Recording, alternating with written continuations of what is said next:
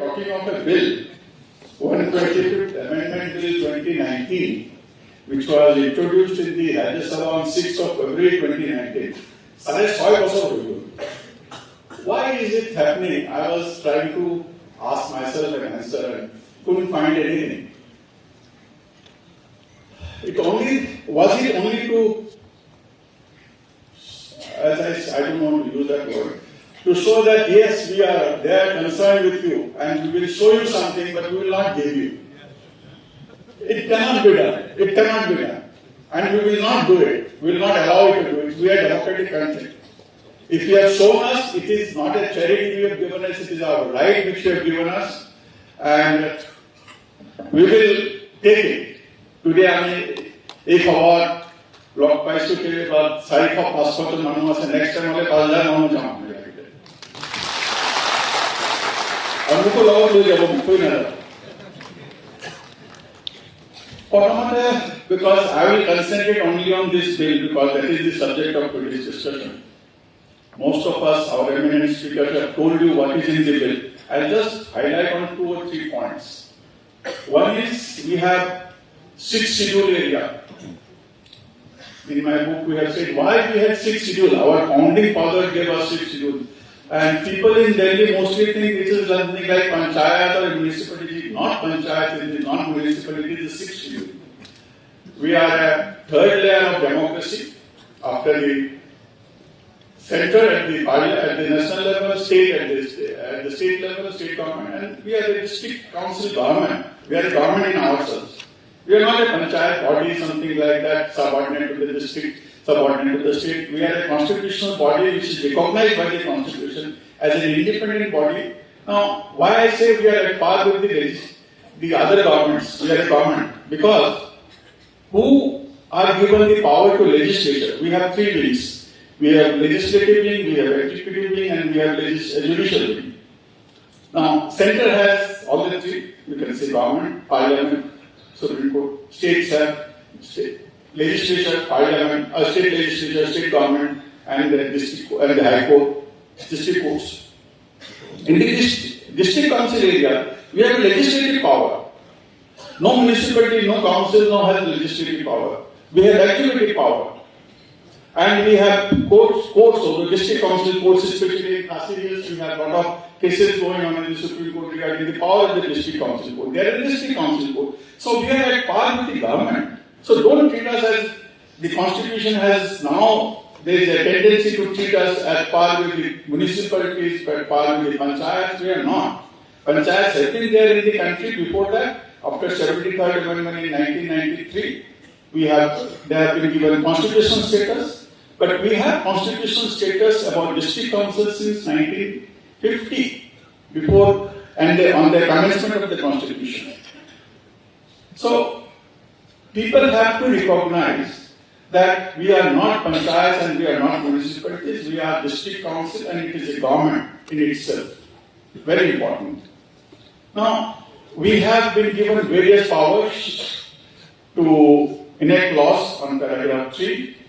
We have been given certain additional power to Courtn and Nimas or Para 3A and certain additional power to the Borough and Territorial District Council in Para 3B. Some additional powers. We have powers, but how do we execute?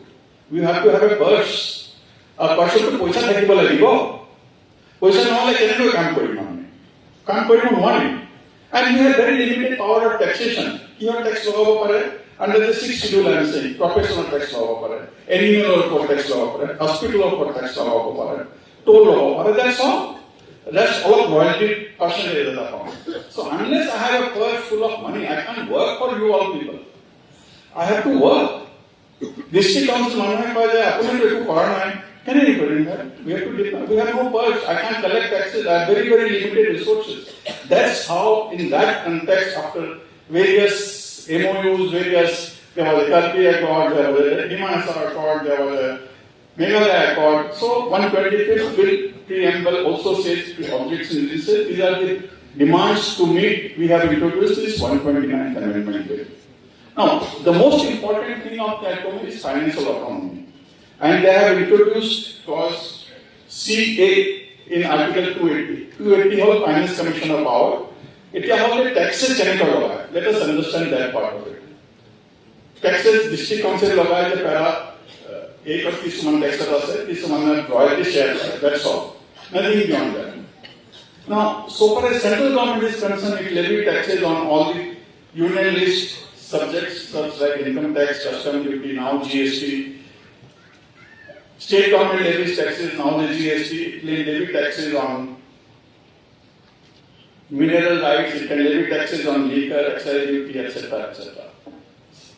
Now, this money is distributed between the union and the states under the constitutional mechanism. Under Article 270, everything has to be distributed. Let's look at the formula.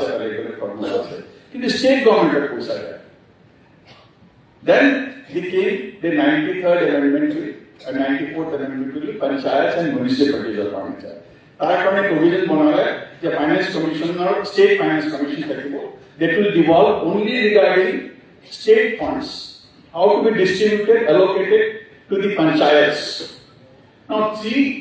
This 25th Amendment introduced clause CA, which only says to augment the consolidated fund of the state and make recommendation by the Finance Commission of the state. So, state of demand poisa ase, tar kare distribution hobo, hetu kane hobo to panchayats and municipalities. Now, 3A says state of jitni fund ase, ikni how to distribute between the state government and the panchayats. Now, CA says between the state government and the district councils for the state finances.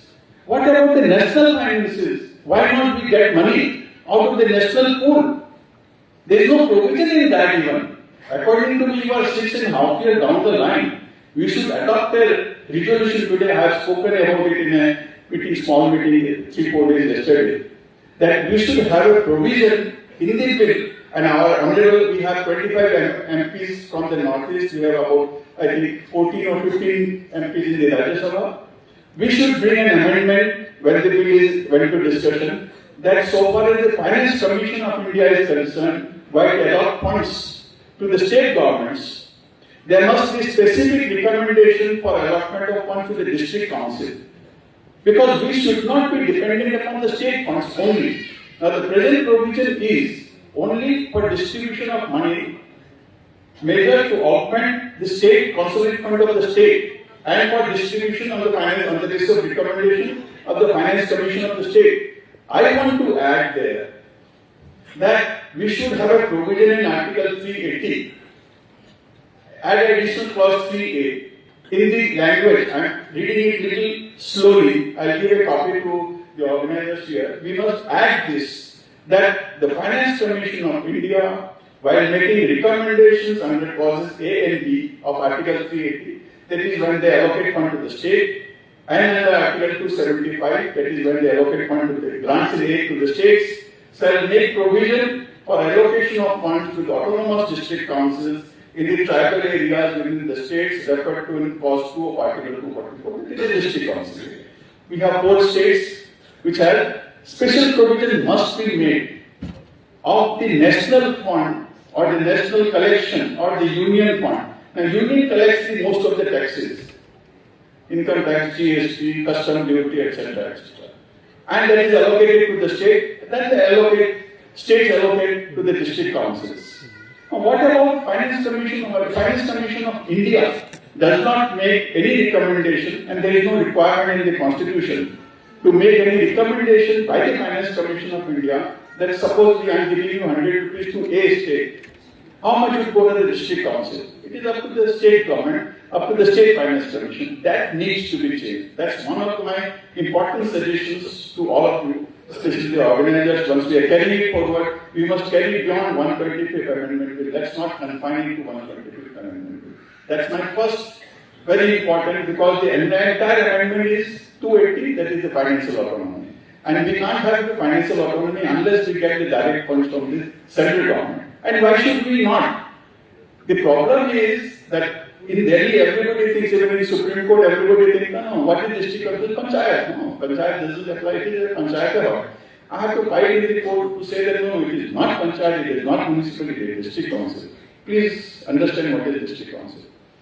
We are bracketed together in this provision, in the amendment. With the panchayats and district council, for panchayats and municipalities, we should have a separate provision for district council. That's my first request, which we should carry forward further while asking for implementation of 126 amendment bill. Second is about the women reservation. The amendment bill says women reservation in para 2A for the panchayat, village councils and municipal councils. It does not say about reservation in the district councils. Now, unless women are 50% of the population, and presently also we find even in district councils we have very, very less women number of members. And in Bihar, I think the election has been won because of the women voters voting for the payment which they have made. And I am not on that. I am only saying we must have an equal participation with the member. Now, in this, there is a lacuna according to me. So far as parliament is concerned, so far as legislature is concerned, there is a new provision that would be 1/3 would be members of the parliament and 1/3 would be the legislature women. It will implement from the next delimitation commission. We will come to that later on. Whenever it is implemented, 2 years, 3 years down the line, or 5 years down the line, whenever there is a new delimitation commission, it will be there 1/3. For the district council, there is no provision in this for reservation of seats for women. So according to me, we should have little changes here, that this 1/3 would also be for the district council and not confined to the village council and the municipal council as the present bill is there. And the thirdly is, again, important thing is about special provisions. Now we all know that the ruling party head is invited to be the chief minister, and it is up to the chief minister to constitute his cabinet. It is sole discretion of the chief minister to constitute cabinet. As in this national level party, the prime minister is invited and the announce advice is done. But in 4 states in our country, there is a provision that you have to have a minister for tribal affairs. We have in Assam, we have in other northeast regions, but not as a constitutional mandate. It is up to the chief minister to do it. 164 provides, that's a very peculiar provision, that 164 says the government would be headed by the chief minister. And the provider says for the 4 states, namely the Jharkhand, Chhattisgarh, Madhya Pradesh and Odisha, which has large majority of tribal people, there shall be a minister for tribal affairs, specifically designated. Why not we have specially designated ministers for each of the district councils? We should have that provision in Article 164. If I can read to you, 164 says, provided that in the states of Chhattisgarh, Jharkhand, Madhya Pradesh, there shall be minister in charge of tribal welfare, who may in addition to do other things. So there should be for each district council, we have 10 district councils in the northeast, 3 in Assam, 3 in Meghalaya, 3 in Mizoram and 1 in Tripura. We should have a dedicated minister so that when there is a council of ministers, we have our representative, we have a district council representative who would be a minister, who would be an MLA from that area, and he has to be a minister.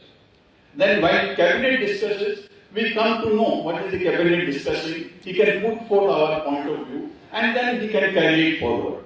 That is also a very important requirement. According to me, we should move it while taking it further. An amendment is required for that purpose in the 128th amendment bill. And finally, regarding Bodoland, I want to say something, because this is regarding Bodo areas. This seminar is organized by the All Assam, All Bodo Students Union. I am grateful again that you have invited me. I will have some connections with, as I was introduced that I was born in, Courtn was born in Roha, Assam, where again I started my education from the 4th standard, not because I didn't want to read it, because there was no school, primary schools. The Bohte was we were not going to school. It's not necessary that you have education, you need culture. That's why I was hearing my predecessor speaker. Why he was 6th schedule concerned?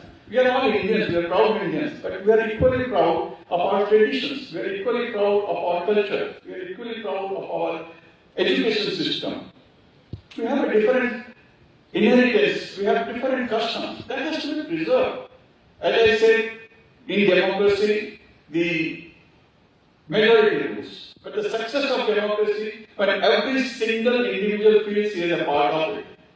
We should not be a small minority group, I will not say religious or cultural or ethical, ethnical. Whichever group we are, we all have to have a representation there. That's why 6th schedule was born. And they were saying regarding this reservation of seats for Bodoland in the assembly. Now, when this 2000 accord was there and then 2003 amendment was there, creating the 6th schedule and as a Bodoland, part of Bodoland, there was a provision introduced in Article 332(6) saying that we will have the same, maintain the scheduled tribes proportion and the scheduled, non-scheduled tribe proportion in the assembly. At that point of time, it was about 33% Bodo people or scheduled tribe people in the Bodoland area. But the number of seats reserved were 6 out of 11. That is 55% seats. And there was a lot of discussion in the parliament. I was reading the parliamentary debate. Some people say for 30% people, you are reserving 55% seats. Because all over the country, the system of reservation is, it is proportional to the population, total population of the state. Suppose you are 20% of the total population of the state, then scheduled tribe seats are 20%. If the scheduled caste is say 20% or 30%, then the 30% seats are reserved. But in case of Bodoland, a different scheme was visualized. That yes, for 32% population, but 55% seats. Now in the new delimitation commission which was done in 2023, Mr. Rajiv Kumar was the chief election commissioner, he was heading the delimitation commission for Assam. The number of seats for the MLAs have been increased from 11 to 15 for the 4 districts in which the Bodoland area, Bodoland Territorial Council is there. But the number of reserved seats are retained to be 6. Though the population of 2001 and 2011 also say about 30 to 32% are the scheduled tribe population. So it has to be pro rata increase.